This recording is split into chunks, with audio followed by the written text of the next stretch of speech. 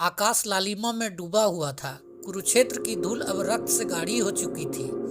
रथों के टूटे पहिए, धनुष के बिखरे टुकड़े और असंख्य योद्धाओं की मौन देहें हर ओर मृत्यु की गंध थी।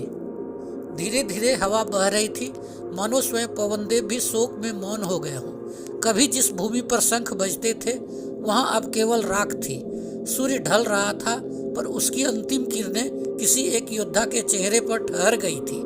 वह था कर्ण। वह भूमि पर निश्चल पड़ा था, शरीर घायल पर चेहरा अभी तेजस्वी। सूर्य की किरणें उसके माथे पर पड़ते ही मानो स्वयं सूर्यदेव ने अपने पुत्र को अंतिम प्रणाम किया हो। थोड़ी दूर पर अर्जुन खड़ा था। उसकी मुट्ठियां बंधी थी, आंखें सूखी, पर मन में तूफान था। कृष्ण पास खड़े थे, उनके चेहरे पर गहरी गंभीरता थी। अर्जुन धीमे स्वर में बोला, केशव, यह वही योद्धा है जो मेरे समान था। हर बाण के उत्तर में उसका एक बाण होता था, पर आज जब वह गिरा तो मन में विजयी भाव नहीं, केवल शून्यता है। कृष्ण ने धीमे स्वर में कहा, अर्जुन, युद्ध में कोई नहीं जीतता। जो गिरता है वह शरीर है, जो बचता है वह पश्चाताप। अर्जुन कुछ क्षण मौन रहा, फिर बोला, पर केशव, उसके आखिरी क्षणों में उसकी आंखों में कोई डर नहीं था। कृष्ण मुस्कुराए, क्योंकि वह सूर्य पुत्र था जिसने मृत्यु को भी दान दिया। थोड़ी देर बाद युधिष्ठिर वहां पहुंचे। उनके साथ भीम और नकुल सहदेव भी थे।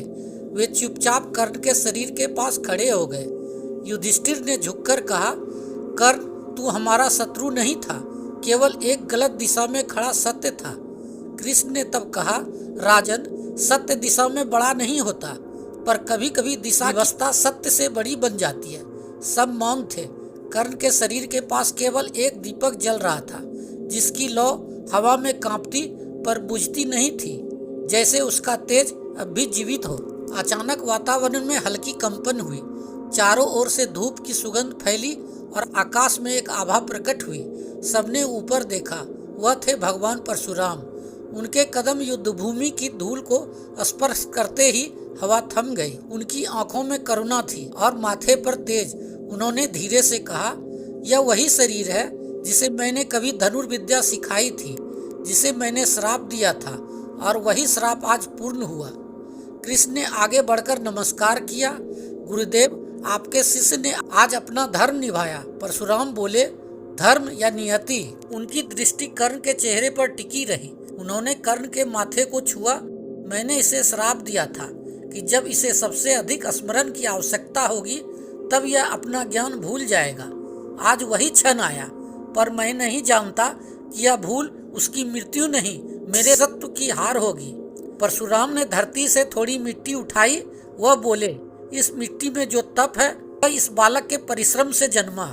इसका पसीना इस भूमि का गर्व बना और इसका रक्त इस भूमि की गाथा। कृष्ण ने मौन तोड़ा। गुरुदेव, आपने श्राप दिया था, पर वह न्याय था।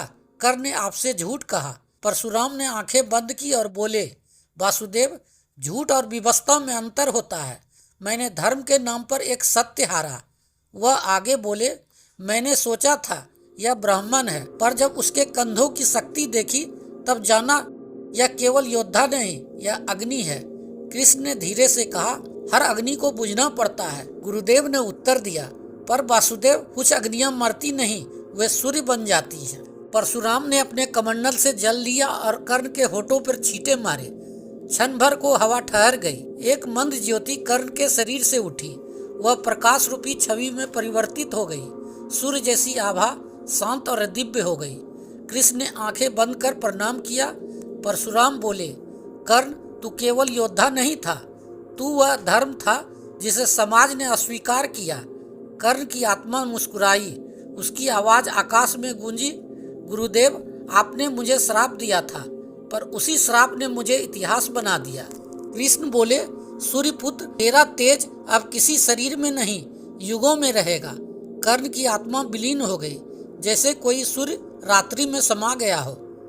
परशुराम जी ने धीरे से कहा, यह युद्ध खत्म नहीं हुआ, केवल एक अध्याय बंद हुआ है। श्री कृष्ण ने पूछा, गुरुदेव, अगला अध्याय? परशुराम जी बोले, जहाँ अन्याय होगा वहाँ किसी न किसी रूप में कर्ण फिर जन्म लेगा, क्योंकि सत्य को केवल मारा जा सकता है, मिटाया नहीं जा सकता।